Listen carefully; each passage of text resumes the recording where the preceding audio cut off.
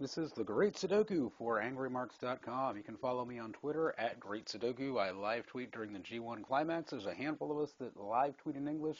Join in the fun. Follow me on Twitter at Great Sudoku and catch up on the G1 Climax with me. I'm going to be recapping the action from August the 14th, and we'll get right to the undercard matches. Match number one, a Bullet Club team consisting of Tama Tonga, Yujiro Takahashi, and Carl Anderson took on the team of Satoshi Kojima, Mascara Dorada, and Tomoaki Hanma. And who do you think is eating the pin in this one? That's right, it is Mascara Dorada.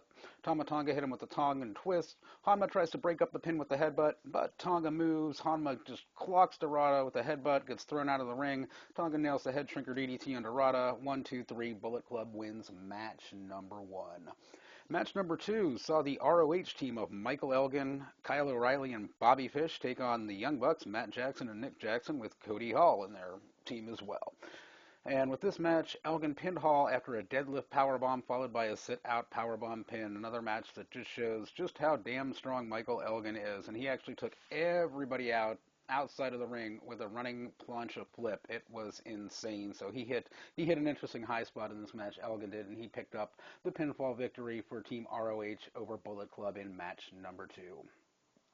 Match number three saw Manabu Nakanishi, Kushida, and Yuji Nagata taking on Ricochet, Captain New Japan, and Hiroki Goto. And who do you think is going to lose this match? While he didn't need a pin, Captain New Japan did get tapped out with a Fujiwara armbar by Yuji Nagata, so Nagata picks up the win by a submission for his team.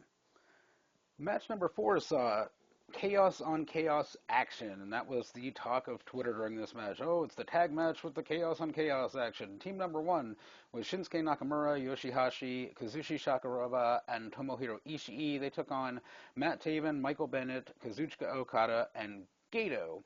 And we had another submission finish in this match as Sakuraba topped Gato out with a hammerlock, one that puts Kushida's hammerlock to shame. It looked very painful, and he cinched it in really well. They did a little bit of a setup for tomorrow's Nakamura-Okada matchup. Okada ate a bomb IA from Nakamura. Bennett came in and broke it up at 2. Okada and Nakamura did go back and forth a little bit in this match, and it would be really exciting to see them in the main event of tomorrow's action. But yeah, Sakuraba did pick up the submission win for his team in the final undercard match of the evening. And we'll get to the G1 Climax Block A matches now. First match of the A Block singles, match number 5 of the night, saw Katsuyori Shibata with 8 points take on Doc Gallows, the underachiever of the tournament, with 4 points. And not wanting to be that perennial underachiever, Doc Gallows picks up a win with a sit-out chokeslam bomb on Shibata. Gallows finishes the tournament with 6 points. Shibata finishes with 8 points. Second match of the G1 Climax Block A singles match, match number 6 of the night, saw Toru Yano with 6 points taking on Bad Luck Fale with 10 points. And to say this match was shitty would be an understatement. Toru Yano won by countout after Bad Luck Fale had tried to do the Bad Luck Fall to Yano on the outside of the ring, and yeah, Yano pushes Fale into Tama Tonga, who was at ringside, and somehow they got locked up, and Fale couldn't make it back into the ring. It looked really stupid. It looked very unbelievable. Yano moves to 8 points. Fale stays at 10 points, but yeah, this wasn't really a match. This was just kind of a stupid comedy spot again. I don't mind comedy matches. You know, they can be good, but they should never happen in a singles tournament. They should be on the undercard, and Yano should never be in a singles tournament because he is a comedy wrestler. It was just total and utter rubbish.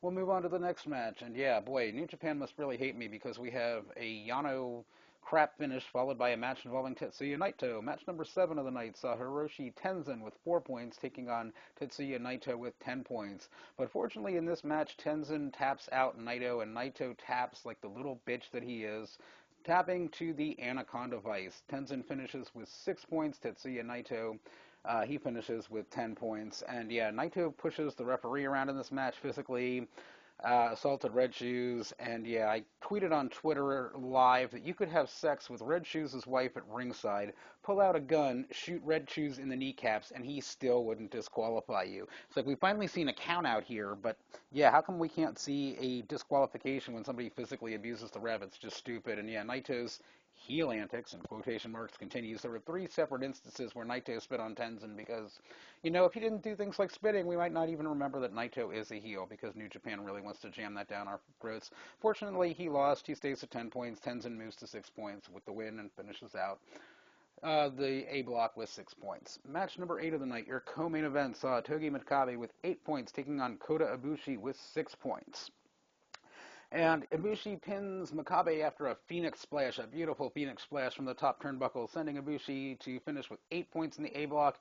And Togi Makabe will also finish with 8 points in the A block. Main event of the evening was AJ Styles versus Hiroshi Tanahashi, and these two delivered in a main event that was pretty amazing. There were some great spots in this match. Styles transitioned a moonsault into a reverse DDT. Styles kicked out of a Styles Clash that Tanahashi gave him. Tanahashi gave Styles his own move, but Styles kicked out at 2.9 and wanting to return the favor. AJ Styles hit a high fly flow style frog splash on Tanahashi, who also kicked out at 2.9. The action went back and forth, both men going after each other's legs. Styles went for a calf killer and a reverse ankle lock. And of course, Tanahashi did about 50,000 dragon screws during this match because that's one of his 5 moves of doom. I loved the match. I didn't like the finish. The finish was very boring and predictable. Tanahashi ends up winning Block A with the high fly flow sequence, the body press first, and then followed up by the frog splash. And yeah, it was a good match, but it would have said so much more to have AJ Styles kick out of the high fly flow frog splash, but then to have Tanahashi pin Styles with his own move, the Styles Clash. But that would require creative booking that New Japan just doesn't have. So Hiroshi Tanahashi wins Block A with 14 points. AJ Styles finishes out the block at 12 points. And even though it's over, I will recap the final standings in Block A. As we know, Hiroshi Tanahashi won it with 14 points. AJ Styles below him with 12 points. 2 guys below that at 10 points, Tetsuya Naito and Bad Luck Fale. We have a handful of guys at 8 points in Toru Yano, Katsuyori Shibata, Kota Ibushi, and Togi Makabe, and then rounding out the bottom at 6 points each are Hiroyoshi Tenzin and Doc Gallows. So Block A is set. Hiroshi Tanahashi advances and will face the winner of Block B tomorrow, and that is shaping up to be interesting. There are lots of possibilities as Okada leads Block B with 14 points, but there's 3 guys right on his heels at 12 points, Hiroki Goto, Carl Anderson, and Okada's opponent tomorrow in the main event, Shinsuke Nakamura. So things will be very interesting, and we'll know the outcome come tomorrow of Block B. This is the Great Sudoku for AngryMarks.com. Follow me on Twitter at Great Sudoku.